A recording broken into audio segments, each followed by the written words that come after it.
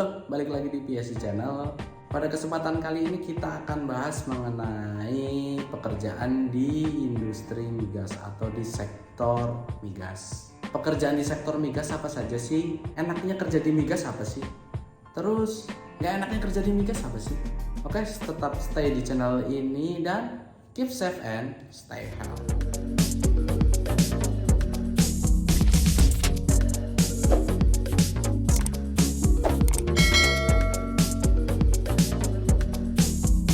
Oke, mari kita bahas mengenai sektor industri migas.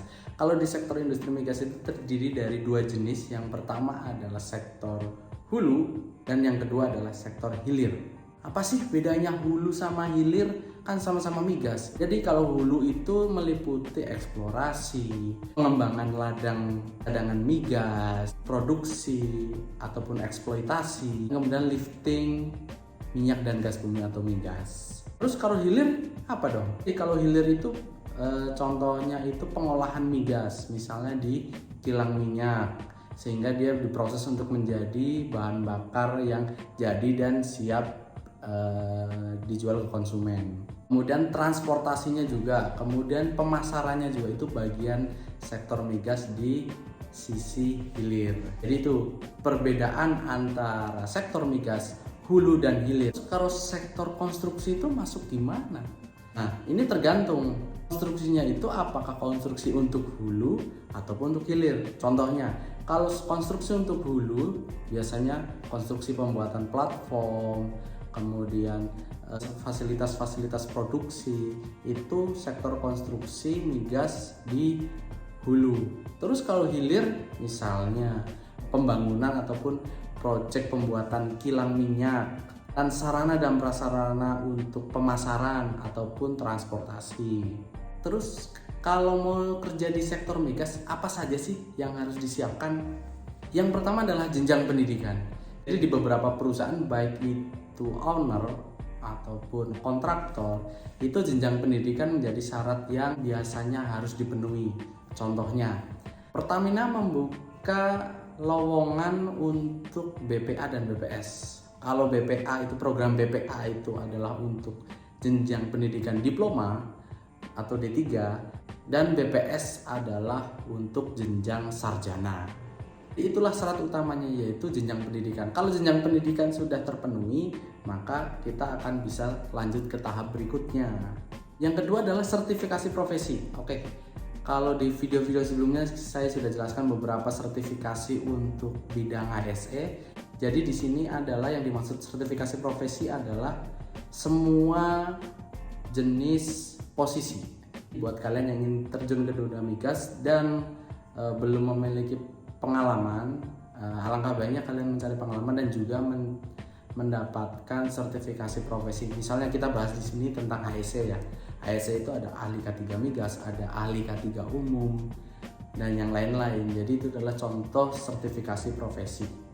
Kalau untuk di sektor migas sendiri, jenis sertifikasi profesinya kalian bisa cek di websitenya Pusdiklat Migas Sepu. Di situ ada beberapa jenis sertifikasi kompetensi. Nah, kalian bisa cek di situ. Ketiga adalah pengalaman kerja.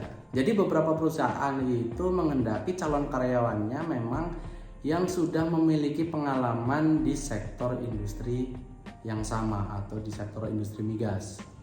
Tujuannya apa? Karena perusahaan yang mencari tenaga-tenaga profesional yang memang dia sudah ahli di bidangnya dan tahu medannya seperti apa. Makanya mereka mencari orang yang sudah berpengalaman. Terus apa sih enaknya kerja di sektor migas? Dan nggak enaknya apa sih kalau kerja di sektor migas itu? Oke, kita akan bahas mengenai nggak enaknya dulu. Yang pertama adalah nggak enaknya tentunya kita bekerja di area yang beresiko tinggi. Ada resiko ledakan, ada resiko kebakaran, ada resiko gas beracun dan lain-lain. Jadi memang kita berada di area kerja yang memiliki resiko bahaya yang tinggi. Yang kedua, jauh dari keluarga, apalagi jika mendapatkan lokasi kerja yang jauh sekali dari perkotaan atau di remote area, tentunya kalian harus jauh dari keluarga. Yang ketiga adalah susah sinyal. Jadi kalau beberapa area yang remote itu memang sinyal handphone itu sangat susah. Jadi biasanya mengandalkan dari sinyal satelit. Walaupun nggak semua area itu terpencil ya, tergantung areanya masing-masing. Yang keempat adalah lokasi kerja yang berpindah-pindah. Mungkin ini pengalaman untuk tim kru rig ya, rig pengeboran. Jadi biasanya itu dia selalu berpindah-pindah dari sumur satu ke sumur yang lainnya. Misalnya di satu sumur itu 1 minggu di area A, dia minggu berikutnya tuh pindah ke area B. Habis itu 1 minggu di situ pindah lagi ke area C. Dan itu terus berpindah-pindah karena memang setiap sumur atau setiap pengeboran itu memiliki jadwal yang sudah ditentukan. Tentunya kalian harus terbiasa berpindah-pindah, baik itu pindah-pindah peralatan, pindah-pindah camp atau tempat tinggal atau mes, itu kalian harus berpindah-pindah. Jam kerja yang relatif tidak pada umumnya. Jadi biasanya kalau kita kerja itu 8 jam per hari, ini kerjanya antara ada yang 8 jam, ada juga yang 12 jam per hari. Jadi 2 shift. Kalau 12 jam itu 2 shift. Shift pagi atau shift malam. Yang keenam, nggak kenal hari libur atau tanggal merah. Jadi kalian itu semuanya hari kerja. Kalau kalian berada di area kerja ya semua itu tanggalnya hitam. Jadi tidak ada tanggal merah karena sistemnya itu kebanyakan adalah roster. Yang ketujuh adalah perjalanan menuju area site itu membutuhkan waktu yang cukup lama. Jadi bisa seharian untuk mencapai area dari rumah ke lokasi kerja itu bisa 1 hari. Makanya kalian ditempatkan di mes yang dekat dengan lokasi kerja. Jadi kalau sehabis cuti kemudian mau masuk ke area site itu memang membutuhkan perjalanan lumayan cukup lama. Nah tadi kan sudah nggak enaknya nih. Sekarang enaknya apa sih kerja di sektor migas itu? Yang pertama adalah mendapatkan fasilitas yang penuh. Mulai dari mes, mulai dari transport, mulai dari makan 3 kali sehari, kemudian laundry juga kita sudah ditanggung. Nah itu salah satu enaknya. Yang kedua adalah mendapatkan rotasi libur yang terjadwal. Jadi kalau tadi kita bahas yang nggak enaknya itu nggak kenal tanggal merah, tapi di sini kita menggunakan roster. Jadi sistemnya gini, kalau kalian bekerja 14 hari, kalian akan mendapatkan liburnya juga 14 hari. Misalnya kalau perbandingan 1:1 atau 4 minggu on, 4 minggu off, kerja di 4 minggu kerja, kemudian 4 minggu di rumah, libur kita di rumah. Jadi kita bisa punya banyak waktu dengan keluarga. Tentunya gaji tetap dibayarkan. Dan juga transport dari rumah menuju ke site maupun dari site menuju pulang ke rumah ya, pulang ke rumah dalam arti ketika mau cuti atau mau off itu semuanya ditanggung oleh perusahaan. Yang ketiga adalah mendapatkan tunjangan lokasi ataupun tunjangan site ya. Jadi jika kalian berada di site, kalian mendapatkan tunjangan misalnya perharinya berapa, itu kalian mendapatkan tunjangan tersendiri.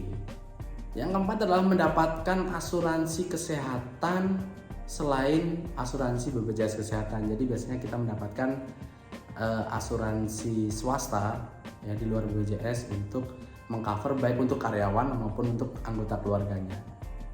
Yang kelima adalah gaji. Jadi gaji di sini adalah sepadan lah dengan resiko kerja yang areanya potensi bahaya sangat tinggi. Jadi sepadan lah kalau untuk gajinya. Jadi ya sesuai dengan resiko yang diambil ketika bekerja di area sektor migas ya kompensasi gajinya juga cukup lumayan. Yang keenam adalah karena lokasinya berpindah-pindah, buat kalian yang suka traveling itu sangat menyenangkan ya karena kita bisa jalan-jalan, kita anggap jalan-jalan ya karena berpindah-pindah, dianggap berjalan-jalan atau mendapat pengalaman baru ke area yang baru. Misalnya bulan ini kita ke Sumatera, tahu-tahu bulan berikutnya ternyata moving ke Kalimantan atau moving ke Sulawesi. Nah itu kita buat yang memiliki jiwa traveling, healing, itu cocok. Jadi kalian bisa jalan-jalan ke seluruh Indonesia tanpa harus mengeluarkan biaya. Oke, jadi itu aja sharing kita kali ini. Jadi buat kalian yang sudah terjun di dunia migas, kalau pengen sharing apa sih enaknya selain yang saya sampaikan tadi, ataupun nggak enaknya seperti apa, nah kalian bisa tulis di kolom komentar. Oke, jangan lupa like kalau kalian suka video ini, dan tetap jaga protokol kesehatan dan keep safe and stay healthy. Sampai jumpa di video berikutnya.